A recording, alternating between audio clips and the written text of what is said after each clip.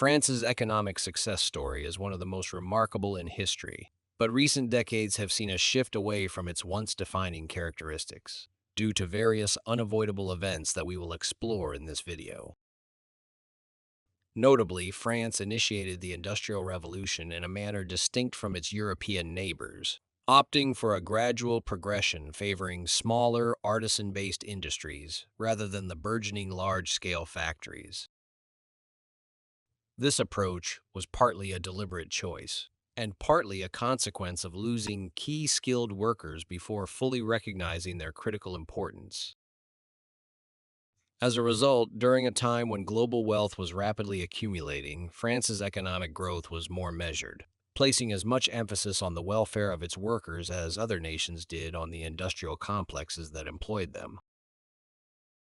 This historical trajectory is evident in contemporary France, where the workforce is renowned worldwide for their assertive, often dramatic demands. Such a distinctive past, however, has led to an equally uncertain future for the nation. Presently, France finds itself in a challenging predicament. On one side, persisting with its current economic model is unsustainable due to a mix of domestic and global complications. Conversely, implementing the drastic changes required risks alienating its highly engaged populace, potentially leading to a historical déjà vu with citizens departing in dissatisfaction. This has led France to a compromise that seemingly combines the disadvantages of both paths. The nation, once celebrated for its ability to harmonize an equitable way of life with a robust industrial sector, now sees one of its richest individuals amassing wealth from simple leather goods and accessories.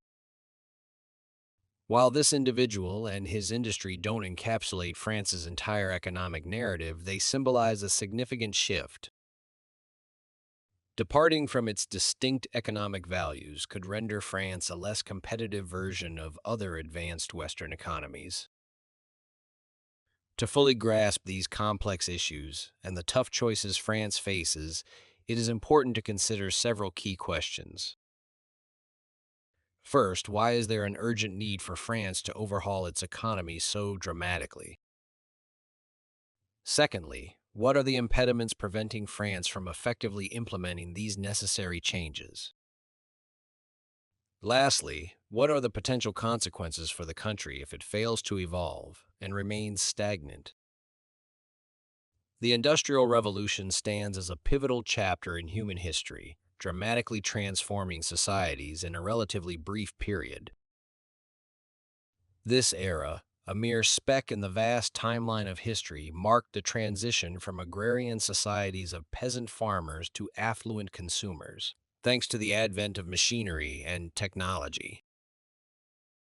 This evolution in the capacity for production is what economists refer to as capital development.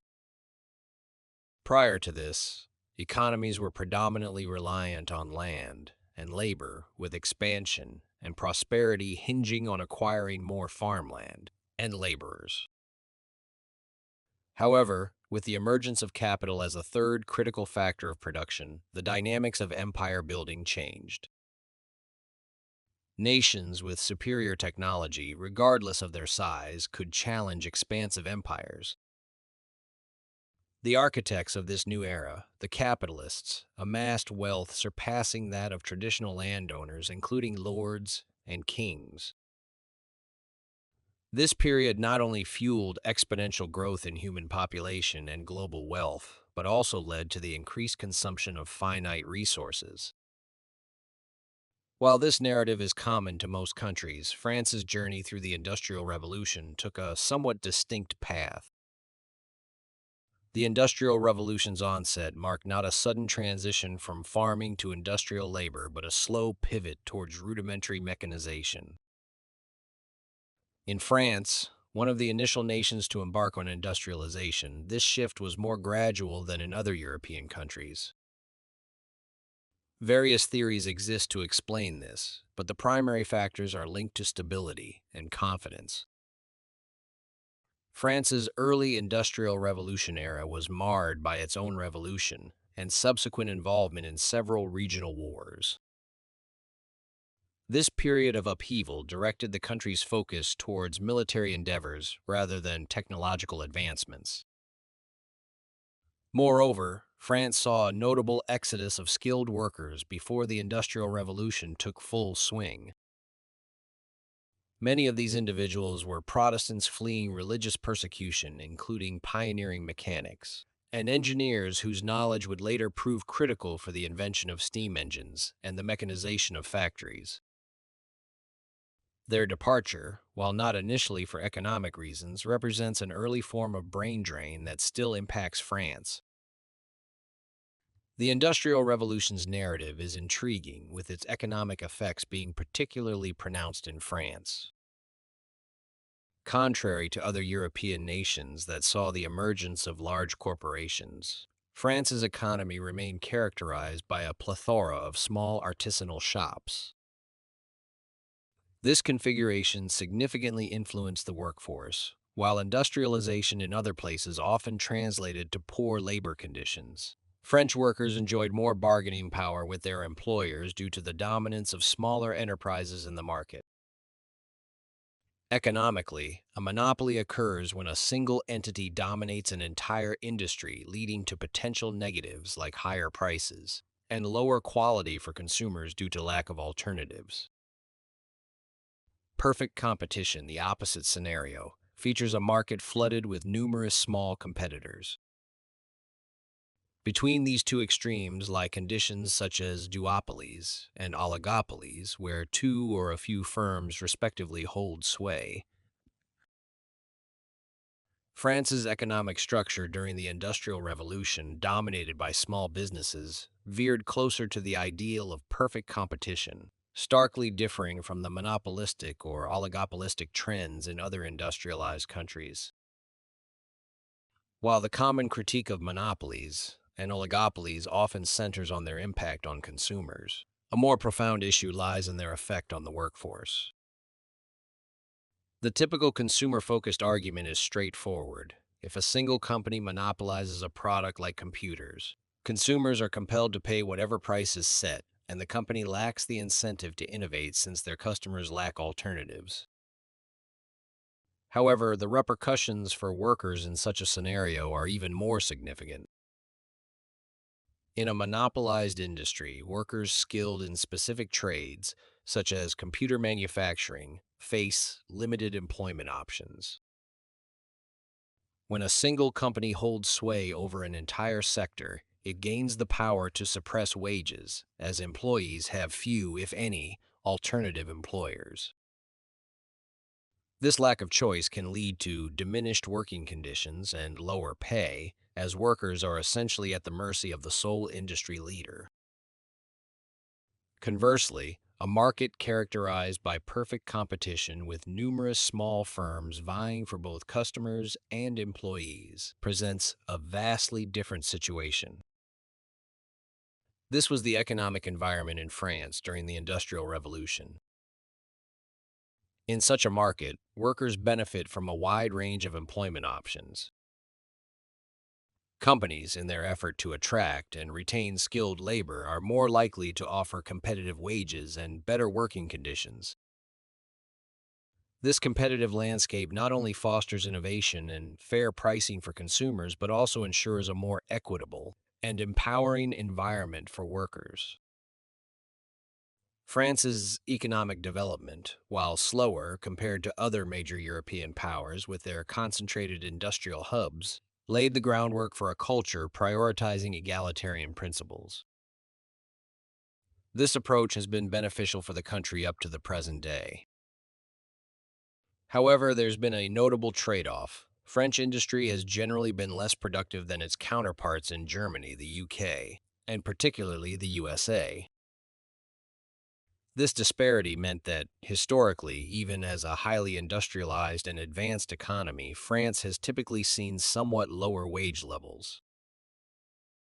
This was particularly evident in the post-World War II era. During that period, French workers, like many in Europe, often worked longer hours compared to their American counterparts, but produced less in terms of overall output. Nowadays, this situation has changed, with France choosing to prioritize a balanced lifestyle over maximizing economic output. This emphasis on favorable working conditions, robust worker protections, and secure retirement plans has been a conscious choice, one that the majority of French workers have appreciated. Throughout much of its modern history, especially following the reconstruction efforts after World War II, any attempts to undermine these established working conditions and protections were met with formidable resistance. This opposition, often forceful and determined, reflected the kind of resolve that would have been beneficial during earlier historical challenges, such as those faced in 1940. The evolution of the French economy has been significantly influenced by the active role of the government, a factor that remains crucial in its current economic framework. Despite embracing capitalism for nearly 2 centuries, France has consistently moderated the impact of the free market, especially in certain sectors, through substantial government involvement. While the prevalence of small companies proved advantageous for workers, the benefits of larger organizations in an economy are undeniable, as they can operate at scales and in sectors beyond the reach of smaller entities. Recognizing this shortfall in the aftermath of World War II, the French government took decisive action. If large-scale operations were lacking, the state would step in to establish them. This approach to economic policy became known as dirigisme, with apologies to French speakers for any pronunciation errors. This term essentially means direction, reflecting the government's strategy of steering the economy by creating key industries it deemed essential. This policy did not exclude private industry, rather, it allowed for the coexistence and even competition with state-run enterprises if feasible. As part of this policy, the government established various state enterprises. These included national banks, a national high-speed rail service, Air France, and even Minitel, a precursor to the Internet. These initiatives were emblematic of the French government's commitment to influencing and shaping key sectors of its economy, balancing the benefits of large-scale operations with the maintenance of an economy that still valued small businesses and worker protections. Essentially, France's approach to managing its economy represented a middle ground between the two dominant global ideologies at the time: communism, where all industry is state-owned, and pure market capitalism, where the state's role is limited to regulating private industry. By establishing state-owned enterprises within a free market system, France aimed to harness the strengths of both systems. The rationale behind government funding and support for these enterprises was not solely based on their potential as sound investments. It was also driven by the belief that it was crucial for the nation to have certain services provided at a scale that only a large organization could achieve. While the competition among numerous small companies benefits workers and consumers, certain services require a level of operation that goes beyond the capacity of small-scale businesses. For example, an airline like Air France could not function effectively with a mere handful of employees. Providing a comprehensive network of routes, along with the necessary infrastructure, demands thousands of workers and significant financial investment, which the government was prepared to provide. This strategy allowed France to offer essential services efficiently and at a scale appropriate for national needs, while still fostering a competitive private sector. The goal was to blend the efficiency and scale of state enterprises with the innovation and customer focus of private businesses, creating a balanced and dynamic economic environment. From a macroeconomic standpoint, governments can be conceptualized as unique types of monopolies that supply certain goods and services. The key distinction lies in their operational motivations compared to private companies. When a private enterprise decides what to produce, it bases its decision on market demand and profitability. If the revenue from selling a product or service exceeds the cost of production, The business is incentivized to produce it. Governments, however, operate under a different set of incentives. They are not primarily concerned with the direct demand for a good or service in the same way a private company is, because their revenue is not derived from sales but from taxation. This model is particularly effective for providing goods and services that don't easily lend themselves to market transactions. For instance, national defense, emergency services, and a functioning legal system all require resources to operate, but they are challenging to fund on an individual basis. These services are only effective when provided collectively and are typically non-excludable and non-rivalrous, meaning their usage by one individual does not diminish their availability to others. Consequently, government provision of such services ensures that they are available to all, funded by the collective contributions of taxpayers. This approach allows for the allocation of resources to areas that are crucial for the functioning of a society but might not be profitable or feasible for private entities to provide on their own. While certain fringe economists advocate for the privatization of all services, including those typically provided by the government, the general consensus is that a government structure unconcerned with direct profits is more effective in delivering services like a police force. In this model, the government's equivalent of a sales and marketing department is its taxation office, with legal enforcement ensuring compliance. This system is adept at supplying certain essential public goods. However, there are goods and services that the private sector can provide more efficiently through a competitive marketplace. Examples include national airlines, banks, and manufacturing industries. When these sectors are dominated by state enterprises, they can face inefficiency issues, even when private competitors are technically permitted. Entering a market dominated by a player with the financial backing of a government can be daunting. Furthermore, state enterprises often operate with different objectives compared to private companies. While private companies typically focus on cost reduction to maximize profits, state enterprises might have additional goals that are not necessarily aligned with resource efficiency but aim to serve a broader public interest. This could include objectives like ensuring service accessibility, promoting regional development, or maintaining employment levels. These broader mandates can lead to operational decisions that differ from those a profit-maximizing private entity would make. As a result, state enterprises can play a unique role in an economy, balancing between market efficiency and fulfilling public policy objectives. The contrast in objectives between private firms and government-owned entities is highlighted by their employment strategies. Private entities generally strive to keep their workforce lean to cut costs, whereas government organizations may aim to boost employment for political gain.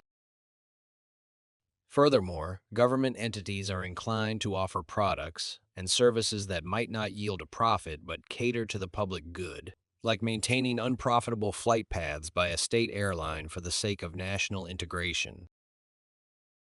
It is crucial to recognize that this strategic balancing is a common practice worldwide. For example, although the United States does not own a national airline, it offers subsidies to private carriers for servicing routes with low demand through specific programs. In France, the dirigism policy, which advocates for a dominant role of state-owned enterprises, has cultivated an economy abundant in public amenities but frequently trails in efficiency and productivity when measured against economies that lean towards market-driven principles. In a vacuum, this approach might not pose significant issues. Contrary to some macroeconomic perspectives, not every process needs to be optimized for absolute efficiency. Providing public services that improve living standards, even if unprofitable, can be a worthy investment. However, France does not operate in isolation. In today's highly interconnected global economy, the country faces substantial challenges due to its unique economic model. Balancing the need for efficient, competitive industries with the desire to maintain public services and employment levels becomes increasingly complex in a world where economic borders are blurred and competition is global.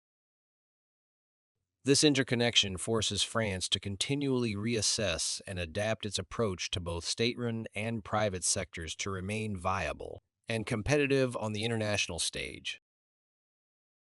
The presence of a significant number of state-owned enterprises in an economy can inadvertently contribute to inflation, a less obvious yet impactful side effect. When large state-owned companies are keen to employ as many people as possible, unemployment naturally declines. While reducing unemployment is generally positive, excessively low unemployment levels can lead to economic complications.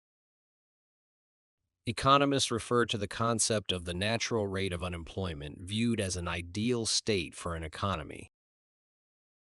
However, this natural rate is not synonymous with zero unemployment. In most advanced economies, the natural rate hovers around 2–3%. Unemployment rates falling below this threshold can trigger inflation. This phenomenon is also known as the NAIRU, non-accelerating inflation rate of unemployment. Graphically, this relationship can be depicted such that as unemployment decreases, inflation increases, reaching a point where the economy might suffer from hyperinflation for only marginal improvements in employment rates. However, theoretical models don't always align perfectly with real-world scenarios, and in the context of France's economy, it is crucial to understand why this inflationary effect occurs. When more people are employed, household incomes rise, leading to increased aggregate demand across the economy. Additionally, with higher employment rates, companies face challenges in recruiting new employees due to a smaller pool of job seekers. This scarcity can drive up wages as employers compete for workers, further contributing to inflation.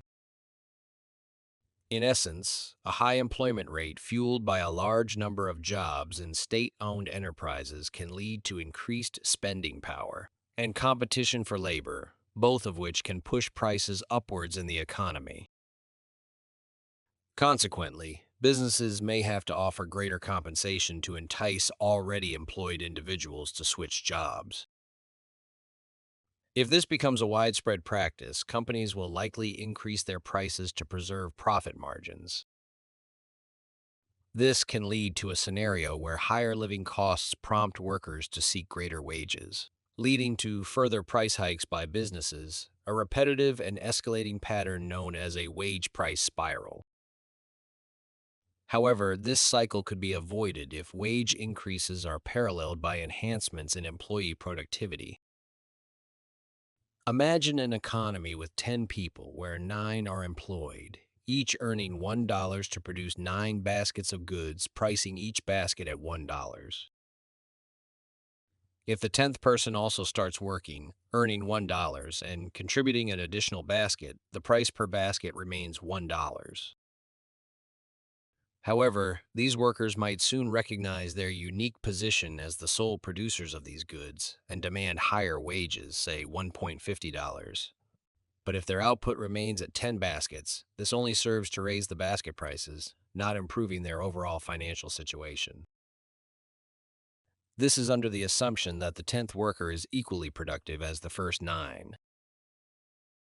A high employment level can sometimes lead to reduced overall worker productivity.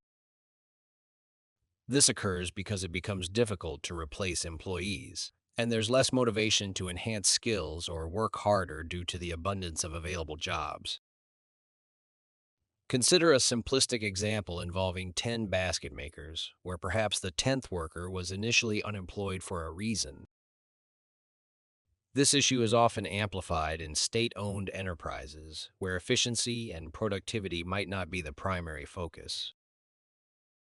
Thus, Employment rates above the natural rate can cause wages to rise more rapidly than total output, leading to a situation where more money is chasing fewer goods, essentially, inflation. This is what France experienced during the peak of dirigisme in the 1980s. In response to these challenges, the French government eventually scaled back some of its policies. However, France still grapples with the reality that its workers are adamant about maintaining a standard of living that may surpass the nation's productive capacity. Factors such as generous retirement benefits, reduced working hours, and strong worker protections have coalesced with a loss of global competitive edge due to prolonged government protection. Furthermore, an aging population adds pressure, as younger workers are burdened with the need to be more productive to support a growing number of retirees expecting robust support. The government faces a conundrum. It could double down on high taxation and direct economic control, but this risks complications with the European Union, which advocates for free trade among member states. Additionally, intensifying economic intervention could drive away the remaining young skilled workers. French workers, particularly the young and skilled, already have more lucrative opportunities abroad in countries like Germany, the UK, and the USA. France already struggles with one of the highest rates of brain drain among advanced economies. Increasing taxes to sustain the current system of strong protections and benefits might exacerbate this exodus. Conversely, reducing these protections and benefits could also have significant social and economic repercussions. This delicate balancing act reflects the complex challenge facing France: how to adapt its economic model in a rapidly changing and increasingly interconnected global landscape. France is currently employing a hybrid strategy that aims to boost its productivity while simultaneously phasing out systems that are unsustainable and not competitive. The country benefits from an enduring reputation as a hub of artisanal craftsmanship, a legacy from its gradual approach to industrialization. This image is a significant asset in today's market, where many of France's leading industries capitalize on this perception by selling high-value goods. For instance, a leather handbag manufactured in France, costing $100 to produce, can be sold for a 100 times its cost due to the value added by its French origin. However, despite these advantages, France has been living somewhat beyond its means for some time. The nation has granted its workforce considerable protections and a high quality of life, setting an example that many economies could emulate. Yet, now it finds itself increasingly outperformed by countries that are more economically competitive and willing to adopt more rigorous work practices. While forecasting the future is notoriously challenging, especially for economists, France is gradually adapting its economic model to align more closely with other leading global economies. The hope is that these changes will yield long-term benefits. However, addressing the consequences of living beyond its means is a challenge that France, like any national economy, cannot avoid indefinitely. This suggests that France might face more tough, yet necessary, adjustments in the near future. One of the intriguing aspects of the French economy is the vocal response from its workforce to these changes. French workers are particularly effective in expressing their dissatisfaction, ensuring their concerns are heard. Thanks for tuning in, and remember to let me know in the comment your opinion about such scenario. Don't forget to like and subscribe for more videos like that. If you like the video, please like and comment. Your feedback helps us to grow our content.